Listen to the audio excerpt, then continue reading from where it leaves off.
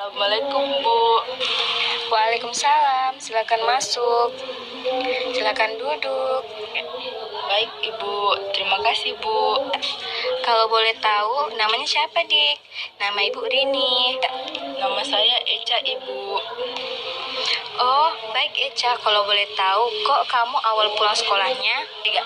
Iya, Bu. Soalnya lagi try out, jadi pulangnya awal. Tiga. Oh gitu. Jadi apakah kamu datang ke sini atas keinginan sendiri? Tiga. Iya, Bu. Saya kesini atas keinginan sendiri. Sebelumnya, kamu sudah pernah datang ke sini? Belum, Ibu. Tuh, tiga. Begini, konseling di lembaga ini adalah suatu layanan yang berusaha untuk membantu individu yang sedang menghadapi masalah atau sulit mengambil keputusan agar dia mampu untuk memecahkan masalahnya atau agar dia mampu untuk mengambil keputusan yang tepat baginya.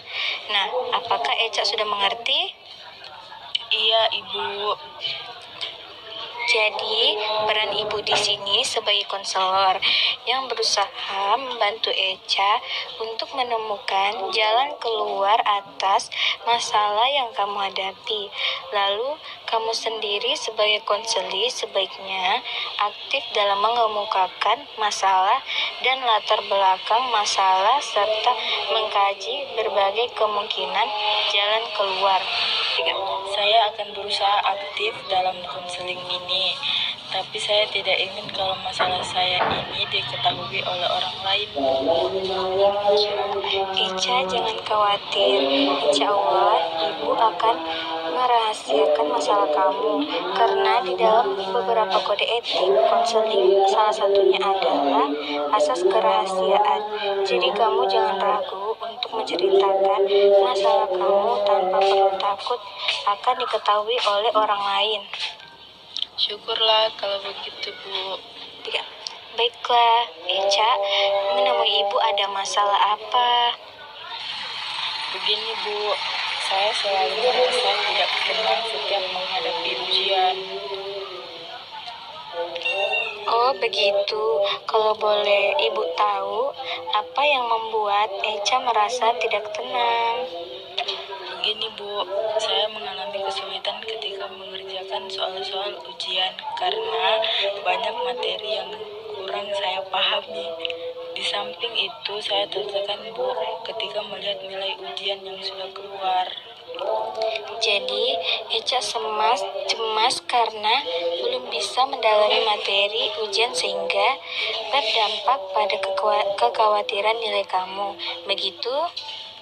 Iya, Bu. Baik, Ibu mengerti apa yang Eca rasakan. Mengenai materi ujian, apakah hanya materi kelas 9 yang kurang paham atau materi kelas 7 dan kelas 8 juga? Di kelas 7 dan kelas 8 juga, Ibu. Bagaimana dengan kegiatan Eca selama ini, baik di sekolah maupun di rumah? Apakah ada yang menghambat? Ketika di sekolah, saya merasa paling tidak mengerti apa-apa sehingga saya jadi malas untuk mendengarkan lagi penjelasan dari guru. Ketika di rumah, Ya, teruskan, Dek. ketika di rumah, saya berusaha belajar memahami materi, Bu, tetapi tetap saja tidak paham-paham dan akhirnya gadgetlah yang mengisi waktu senggang. Lalu, bagaimana dengan orang tua Eca? Apakah mereka mengetahui hal ini? Ataukah mereka juga ada kaitannya dengan permasalahan yang kaitannya dengan permasalahan yang kamu alami? Orang tua saya tidak tahu, Bu, mengenai hal ini. Sebenarnya saat kelas 8 kemarin, saya sering masuk sekolah pada hari tertentu dan alasan yang saya berikan pada orang tua saya takut menghadapi salah satu mata pelajaran pada hari itu.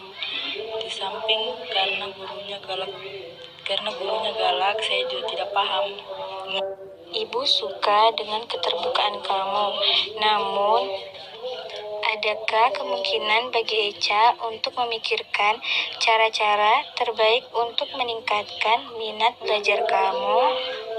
Sebenarnya saya ingin belajar kelompok dengan teman-teman seperti mengerjakan soal kemudian membahas bersama, namun saya minder, Bu. Ya, kalau tidak, saya juga ingin agar orang tua mengizinkan saya untuk les privat, namun sejauh ini belum berani bilang.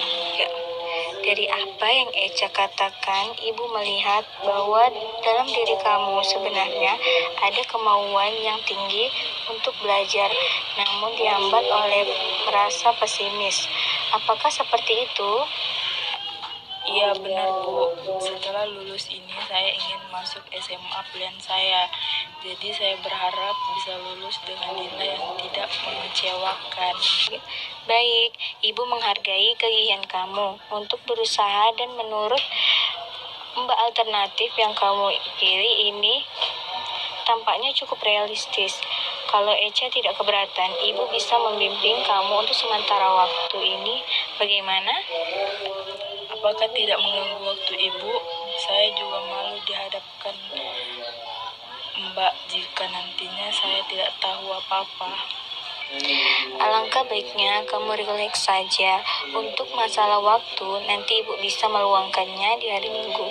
Echa jangan berpikir negatif dulu mengenai kemampuan yang dimiliki.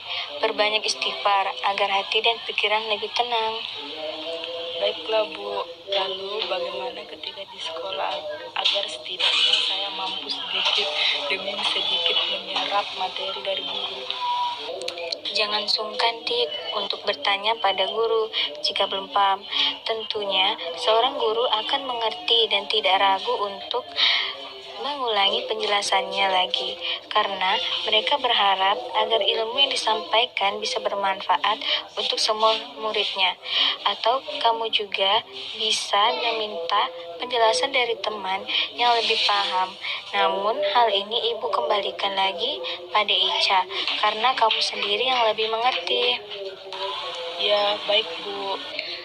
Untuk lebih memudahkannya lagi, bagaimana jika Echa membeli buku-buku prediksi soal ujian seperti buku detik-detik, sebab dalam buku tersebut diulas soal ujian tahun-tahun sebelumnya beserta pembahasan dan prediksinya. Tak hanya itu, dalam buku semacam itu biasanya juga terdapat ringkasan materi mulai dari kelas 7 sampai kelas 9. Baiklah, Ibu, kalau begitu. Namun di samping itu saya masih ragu apakah dengan waktu yang tak singkat ini saya bisa memaksimalkan usaha saya atau tidak. Sesungguhnya mau berikhtiar lebih dahulu. Berarti semuanya itu ada pada diri kita semua, Dek. Insya Allah Subhanahu wa Ta'ala akan memberi kemudahan untuk segala urusanmu. Jadi jangan pesimis dulu, Dek.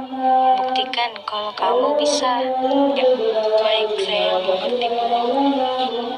Dari pembicaraan kita sejak tadi, Ibu pikir ada beberapa hal yang dapat kita peroleh sebagai kesimpulan sementara. Dapatkah Echa mengemukakannya? Iya, Bu, ada beberapa alternatif yang tadi saya tangkap, yaitu dengan meminta penjelasan kembali pada guru, belajar dengan Ibu maupun belajar dari buku prediksi soal ujian, dan saya juga harus menyingkirkan rasa pesimis saya sejauh mungkin. Ya, selain itu, Ibu juga akan memberi rumus singkat yang Ibu dapat sewaktu sekolah dulu, sehingga kamu mudah memahaminya. Ya, Bu, saya setuju. Bagaimana perasaan Echa setelah berbincang-bincang dengan Ibu? Ya, setelah berbincang-bincang dengan Ibu, perasaan saya menjadi lebih lega. Saya senang bisa menemukan titik cerah dari kecemasan yang saya hadapi. Terima kasih ya, Bu. Iya, sama-sama, Dek. Kalau begitu, adakah hal lain yang ingin kamu sampaikan? Saya rasa sudah tidak ada lagi, Bu. Jika sudah tidak ada lagi, bagaimana jika kita sudahi perbincangan ini, Dek?